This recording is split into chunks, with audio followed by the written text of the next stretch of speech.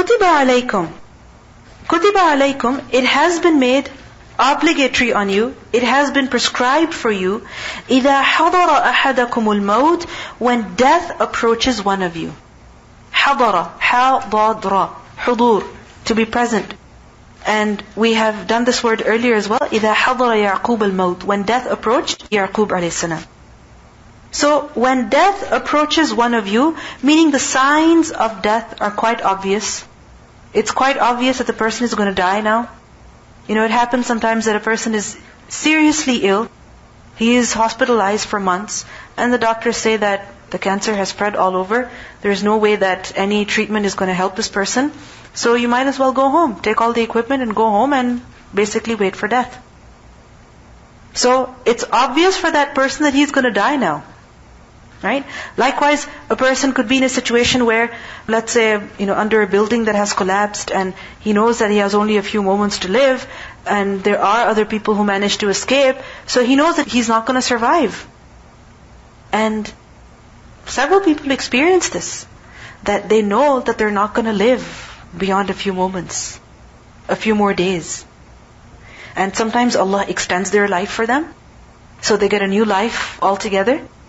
And sometimes, no, that person dies.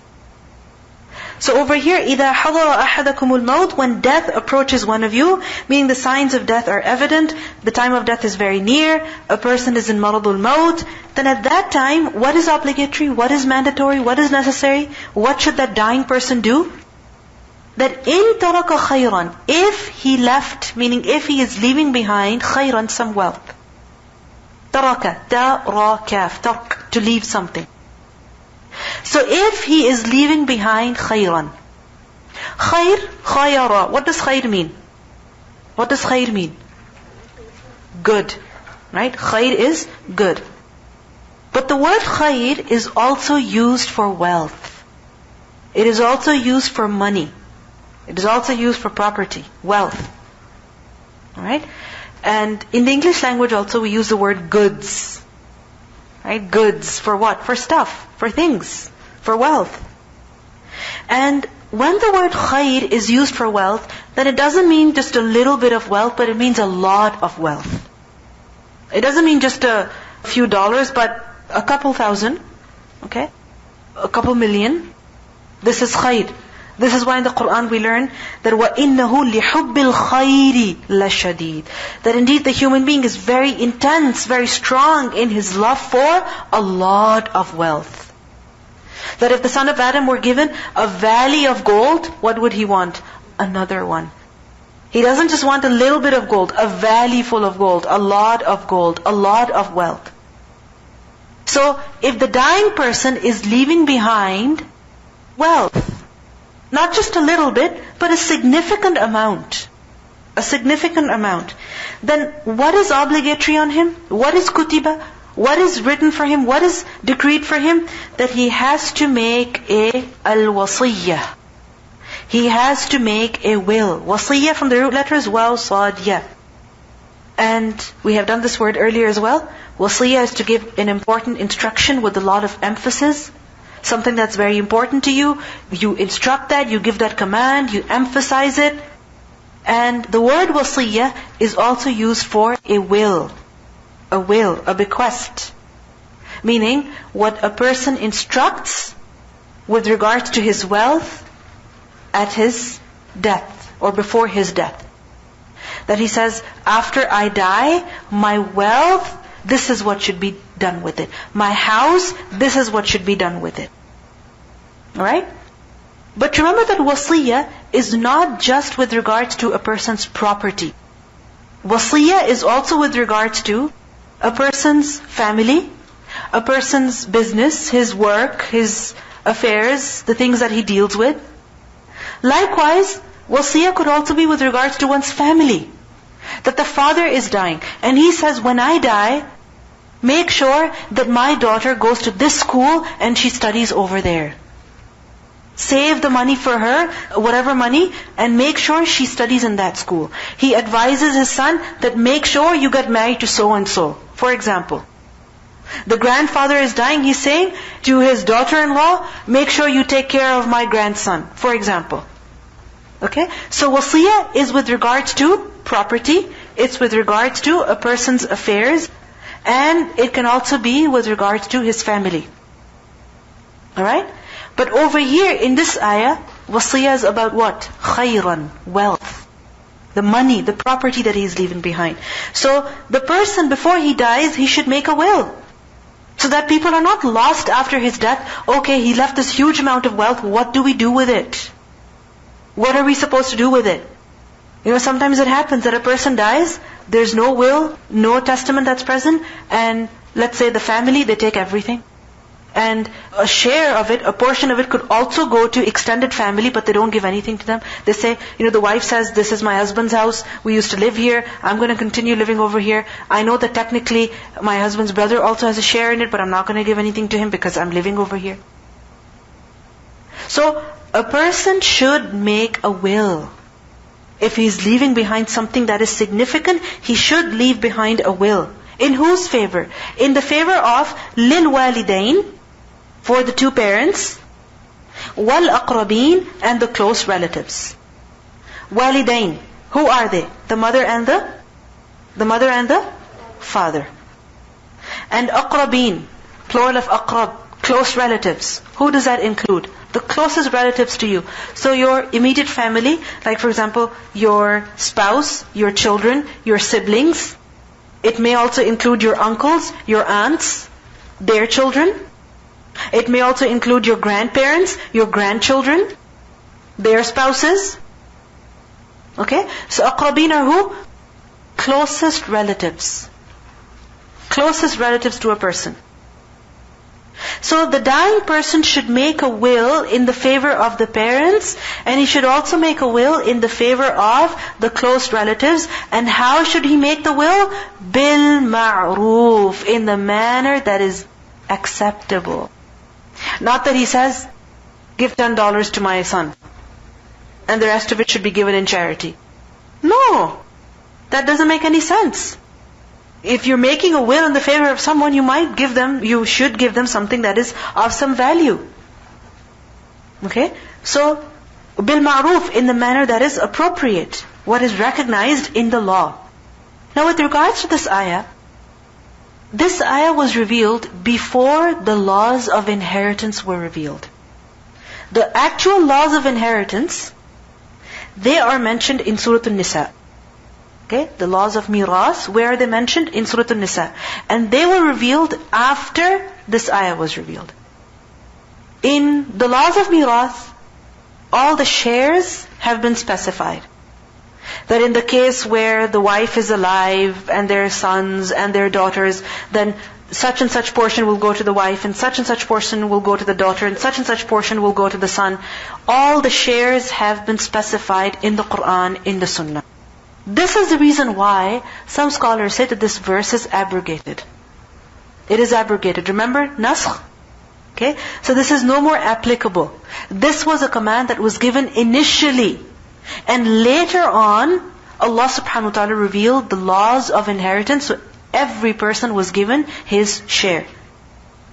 And in the hadith we learn that إِنَّ اللَّهَ قَدْ أَعْطَى كُلَّ ذِي حَقَّهُ فَلَا وَصِيَّةَ لِوَارِثٍ. That Allah has given each heir his fixed share, so there is no will for a deserving heir. Okay? But some scholars say that yes, this ayah is abrogated in that sense, but it is also makhsus, meaning it is also applicable in certain cases. Not in all cases, but in certain cases, this ayah is still applicable. In which case? In the case where a person is leaving a significant amount of wealth, khayran, a lot of wealth. Okay? Meaning, let's say a person is a millionaire. A person has a lot of wealth, he has a lot of property. And let's say he has only one son. His wife already died, he doesn't have any other relatives, he has only one son. Now who gets the share? Who gets all the wealth? Who inherits all of it? The son will, right? But if you think about it, if a person has wealth, Allah has given him wealth, then we know that many people deserve of it. It's not just his family. But like we learned earlier, وَآتَ الْمَالَ عَلَى حُبِّهِ ذَوِي الْقُرْبَى وَالْيَتَامَى وَالْمَسَاكِينَ وَابْنَ السَّبِيلِ وَالسَّائِلِينَ وَفِي الرِّقَابِ. So there are many other individuals in the society who deserve that you should give them some money as well. Likewise, it could be that a person has a lot of wealth he's leaving behind, and he has only a few family members who deserve their shares from that wealth. Okay, they get their shares, but then there's still some that is left over. There's still some that is left over. So what do you do with that wealth? With regards to that, the person should make a will. That okay, when I die, give this much money to, let's say, so-and-so masjid, or to so-and-so school. Okay? People leave behind their estate for different reasons, for different causes. He says, okay, this money of mine should be given to, this cause, should be given to this orphanage, should be given to this NGO, who serve people, should be given to this human rights activist, should be given to this hospital, should be used in the construction of this bridge. Okay, because he had a lot of leftover wealth. His heirs do get their shares, but still there's extra, there's a lot. Likewise, in some cases we see that, for example, if a person, his children or his parents are non-Muslim, they're not Muslim, then legally they don't have a share in the inheritance. Okay? They don't have a share in the inheritance. But then the person feels that, after all, they are my parents, I would like to give something to them. Or he feels that, after all, they are my children, I would like to give something to them. Then okay, they don't have a share of 1/3, half in the Sharia. However, that person may gift them something. He may say, okay, when I die, give these many $1,000s to my mother. Give these many $1,000s to my son. I know he's not Muslim, but this is my wasiyah. This is my will. You understand? But there are two conditions that we must remember. That when a person is making a will in this manner, there are two things that he must remember. A, he cannot make a will in the favor of the one who already has a share. He cannot make a will in the favor of the one who already has a share. So for example, his son gets, let's say, half of the estate. So he says, give the other half to my son as well. Can he do that? Can he do that? No, he cannot. He cannot increase the share of his son. He cannot increase the share of his daughter. He cannot increase the share of his wife, of his mother, of his brother, of his sister. No. If they have a particular share in the estate, that is all that they get, not more than that. Because sometimes it happens that a person does not want that part of his property should be given to a particular relative, because of whatever reason. And they make a will that when I die, give this property of mine to my son. Give this property of mine to my wife. It's not permissible. So a will, wasiyah, may not be made in the favor of who? In the favor of who? The one who already has a share. Secondly, that it should not be more than 1/3 of the entire property that he's leaving behind. So for example, he says, okay, my children, my wife, my parents, they're getting their shares. But they already have so much. I want that half of my entire property should be given to a masjid. Can he do that? No. Can he say, 1/3 of my property may be given to the masjid? Can he do that? Yes, he can. But not more than 1/3. You understand? Not more than 1/3. In a hadith we learn that once one of the companions, his name was Sa'd ibn Malik, in the year of Hajjat al-Wada', the Prophet ﷺ visited him, and Sa'd ibn Malik, he was extremely ill, and he felt that he was going to die. So he asked the Prophet ﷺ that, I'm very ill as you see, and I'm a rich man, and I have only one daughter who is going to inherit everything of mine. I have no other relatives, only one daughter. And my daughter, you can imagine a girl, she gets married, she has a family, she has a husband to take care of her, she's not responsible to earn anything. So I have a lot of wealth. I could benefit others with that as well. So he asked, how much could he give in charity? He asked, can I give 2/3? The Prophet ﷺ said, no, don't give 2/3 away. He asked, can I give half? The Prophet ﷺ again said, no, you cannot give half of it in charity. Then he said, may I give 1/3 at least? Then the Prophet ﷺ said, yes. You may give 1/3, but even 1/3 is a lot. It's better to leave your children rich than to leave them poor, reduced to begging from others. And this is a hadith in Bukhari. So now you know the two conditions. What are they? The wasiyah, the will, may not be made in the favor of someone who already has a share. And secondly, it must not exceed 1/3. Okay? So these are the two conditions. Anything that's unclear? Yes? So then the 2/3 has to be split up. The 2/3 has to be split up amongst the deserving heirs, amongst the relatives. Okay? Whoever has a share in that property, it's going to be distributed amongst them. Okay? Okay, let's say a person doesn't have any children, no family, nothing, alone, single person. What do? They have no relative, nobody to inherit from them. Then in that case, the closest relative, okay, they get it. But let's say they don't even know. They grew up, let's say they were adopted by a family in another country and they have no idea who their closest relatives are. Then in that case, of course, they can make the wasiyah. Okay? They can make the wasiyah that my wealth may be given to so and so. And it happens. People gift a certain amount of their wealth to their friend, to their foster family, or to their close friends, whoever. Okay? They can do that. The community, a cause, they can do that. So you have the choice to do that. So, bil ma'roof, in the manner that is approved.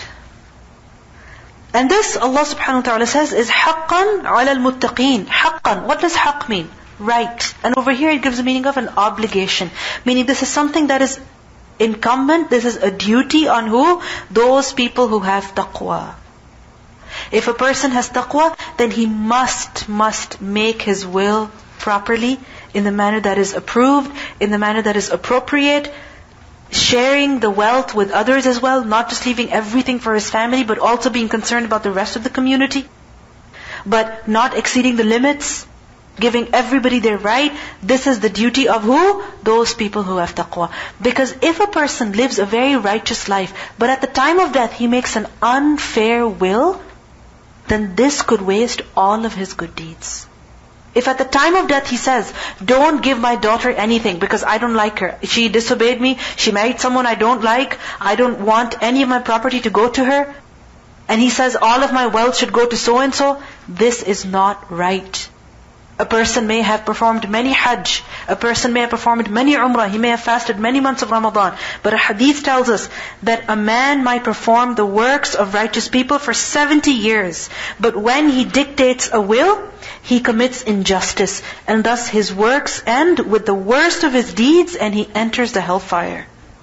And a man might perform the works of evil people for 70 years, but then he dictates a just will and thus ends with the best of his deeds and then enters paradise because of that. So a person must be very careful what kind of wasiyah he is making. One more thing before we continue is that this ayah tells us that when a person is leaving behind a significant amount of wealth, then he must make a wasiyah with regards to it. He must do that.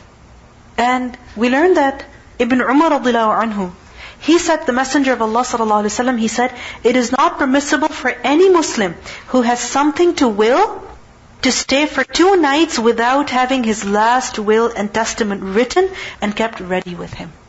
Meaning if you have something that you believe that people should know what to do with after you die.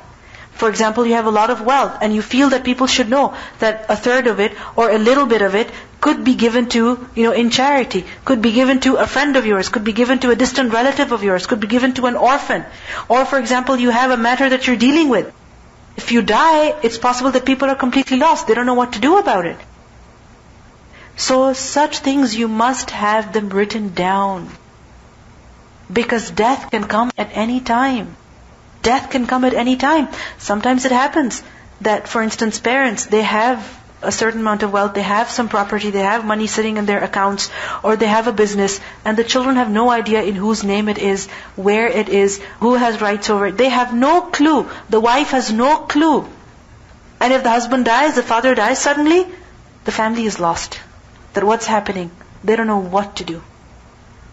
So, it doesn't mean that you tell, for example, you don't trust your young children, that if you tell them, okay, this is how you access the bank account, this is how you access this, the next thing you know, everything is gone, because they took it. have a legal document written in the presence of a lawyer, have it notarized, leave it with the lawyer, so that after your death, the children, the family, they know what to do. We know about so many people who die sudden deaths.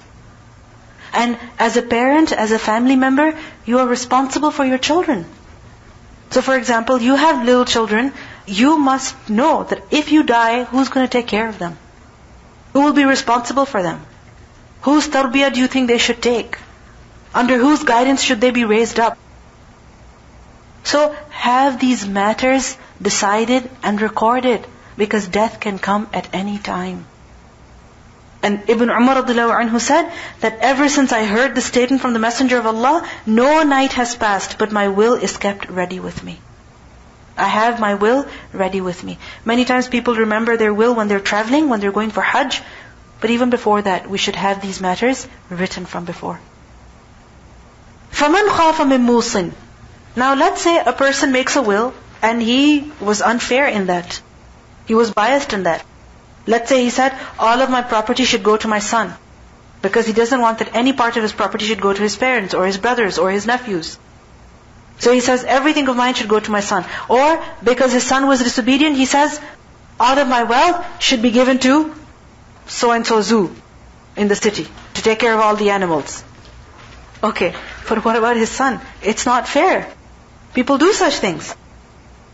So, فَمَنْ بَدَّلَهُ بَعْدَمَا سَمِعَهُ, that whoever changes it after he heard it. بَدَّلَ يُبَدِّلُ تَبْدِيل بَادَ لَام. What does tabdeel mean? Tabdeel is to change, to alter something. So whoever changes, who, meaning the will, بَعْدَمَا, after that, سَمِعَهُ, he heard it. Samr, sin mim ain. He heard the will. The dying person said, when I die, give 1/3 of my wealth to so-and-so organization. But the person who was standing over there, he changes it. He says, no. He said, give only 1/8 of it. Give only 1/10 of it. He changed it. You understand? He changed it, بَعْدَمَا سَمِعَهُ. فَإِنَّمَا, then indeed not but, إِثْمُهُ, its sin, is on who? عَلَى الَّذِينَ, on those people who يُبَدِّلُونَهُ, they change it. Those people who change the will, then they are guilty. Then they are sinful. Not the person who died. Because he made a just will. He made a fair will. So he's not sinful. Those people who changed the will, who altered it, they will be sinful. So if a person wants to get something out of, the dying person, and he was the only one present at the time of his death, and he says later on to his family that he said that you can take such and such property of mine, then he's changing it. He's making something of his own accord. So that sin will be on who? On who? On the one who changed the will, not the person who made the just will. Inna Allah Sami'un Alim. Indeed, Allah is hearing and He is knowing. Meaning, you are the only person present over there, and you can pretend in front of others that something was said whereas it was not said, or something different was said. But who knows? Allah knows. Who heard? Allah heard. So you can hide from people, but you cannot hide from Allah. And you can get away with some wealth in this world, but can you get away with it in the hereafter? No, you can't. Allah will hold you responsible. But let's say the person who was making the will, he made an unfair will. He made an unfair will to begin with. The first exception is what we just learned, was that the will was fair, but people changed it. But let's say the will was unfair to begin with. Now, are you supposed to change it? Let's say the dying person said, give all of my wealth to the zoo. Deprive my children. Is that fair? It's not fair. So, فَمَنْ خَافَ, whoever feared, مِن مُوصٍ, from the musin. Musin, one who does wasiyah, waw sadiyah. Just as mu'min, one who has iman, musin, one who does wasiyah. So whoever fears from the musin, what does he fear from him? Janafan aw ithman. Janafan, from the root letters Jim, Noon, Fa. Janaf is to incline from one side to the other. It's the opposite of Hanafa. Hanafa, Hanif, what does Hanif mean? to incline from falsehood to truth, and then become firm on it. Janafa is the opposite of that. It is to incline from truth to falsehood, to go from right to wrong. Janaf is to be biased, to be unfair. So, the people standing over there when the person was dying, they realized that this will is biased. That the children are being deprived of their right. Or one child is being given more compared to the others. That's not fair. It is a biased will. Oh, isman, or sin. Meaning that person is committing sin. How? That he makes a will in favor of someone who already has a share. Okay? The difference between janaf and ism is that janaf could be without even realizing. But ism, this is deliberate. Janaf, he didn't know any better. Or just because he really likes somebody, he says, give everything of mine to them. And he doesn't realize that he's depriving his children of the share. So janaf is by mistake, and ism is deliberate. But in either case, people are being deprived of their rights. So, the witness, the people over there, what do? Those who have been made responsible to execute the will afterwards, what do? فَأَصْلَحَ بَيْنَهُمْ. So he makes reform between them. Between who? Between the heirs and the one who is making the wasiyah. In other words, that he fixes the wasiyah, the will, in a way that everybody gets their shares. The will that the dying person made is altered. Why? To establish justice. So, are the people doing something wrong then? Are they doing something wrong? No. Allah says, فَلَا إِثْمَ عَلَيْهِ. Then there is no sin on him, because إِنَّ اللَّهَ غَفُورٌ رَحِيمٌ. Indeed, Allah is forgiving and merciful. That if somebody in whose favor you made a will, they die before you die, so what happens? Then the will be altered, obviously, because they've gone. Okay, and if they deserved something, it will be given to them, and then it will be divided amongst their heirs. Okay, amongst their relatives. So anyway, we see here that the wasiyah technically may not be altered. It may not be altered. If people alter it, then they will be sinful. But there is one case in which the will may be altered. In which case?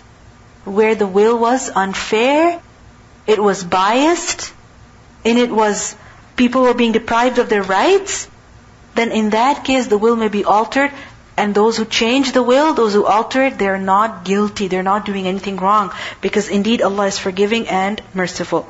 Now, like I mentioned to you earlier, wasiyah is not just about wealth, it's not just about property, it's also with regards to other things.